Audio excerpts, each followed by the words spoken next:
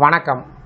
இந்த வீடியோவில் 2026 ஜூன் மாதம் தமிழக அரசு ஊழியர்கள் ஓய்வூதியர்கள் சார்ந்து 3 புதிய அறிவிப்பு வெளியிடப்பட்டிருக்கிறது.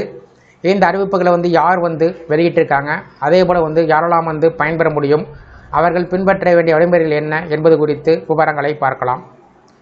புதுக்கோட்டை மாவட்டத்தில் அனைத்து அரசு துறையில் பணியாற்றி ஓய்வு பெற்ற ஓய்வூதியர்கள் மற்றும் குடும்ப ஓய்வூதியர்களின் ஓய்வூதிய பலன்கள் சார்ந்த குறைகளை கேட்டறிந்து தீர்வு காணக்கூடிய வகையில் புதுக்கோட்டை மாவட்ட ஆட்சியர் அலுவலகத்தில் 5/6/2026 வெள்ளிக்கிழமை அன்று காலை 10:30 மணி அளவில் புதுக்கோட்டை மாவட்ட ஆட்சியர் மற்றும் திருச்சி மண்டல இணை இயக்குனர் கருவூல கணக்குத்துறை அவர்கள் முன்னிலையில் ஓய்வூதியர் குறைதீர்ப்பு கூட்டம் நடைபெற உள்ளது.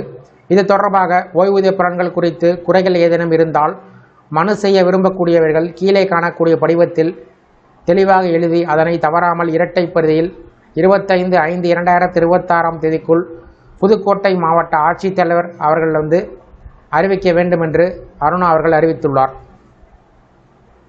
அதேபோல் நாகப்பட்டினம் மாவட்ட ஆட்சித்தலைவர் ஆகாஷ் வெளியிட்ட தகவலின் அடிப்படையில் ஓய்வூதியர்கள் குறைதீர்ப்பு கூட்டம் வருகிற 12/6/2026 அன்று நாகப்பட்டினம் மாவட்ட ஆட்சியர் அலுவலகத்தினுடைய முதன்மை கூட்டரங்கத்தில் காலை 10:30 மணிக்கு நடைபெற உள்ளது. இந்த நிகழ்வில் திருச்சி கருவூல கணக்குத்துறை மண்டல இணை இயக்குனர் கலந்து கொள்ள உள்ளார். ஓய்வூதியர்கள் தங்களுடைய குறைகளை எழுத்து மூலம் அதிகாரபூர்வமாக இரட்டை பிரதியில் மாவட்ட ஆட்சியர் நேர்முக உதவியாளர் கணக்கு மாவட்ட ஆட்சியர் அலுவலகம் நாகப்பட்டினம் 611003 என்ற முகவரிக்கு 25/5/2026 அனுப்பி வைக்கப்பட வேண்டும் என்று தெரிவிக்கப்பட்டிருந்தது. அதேபோல் அடுத்ததாக அரசு அலுவலர்களுடைய செயல்திறனை மேம்படுத்தவும் பொதுமக்களுக்கு விரைவான சேவை வழங்கவும் பல்வேறு தொழில்நுட்ப மாற்றங்கள் அறிமுகப்படுத்தப்பட்டு வருகிறது.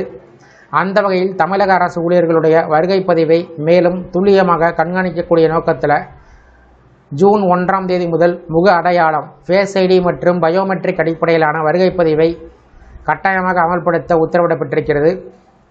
தமிழக மனிதவள மேலாண்மை துறையின் அறிவுறுத்தலின்படி அனைத்து அரசு அலுவலகத்திலும் பணிபுரியக்கூடிய ஊழியர்கள் காலை 10 மணிக்குள் பணியிடத்தில் ஆஜராக வேண்டும் என்பதை அதிகாரிகள் உறுதிப்படுத்த வேண்டும்.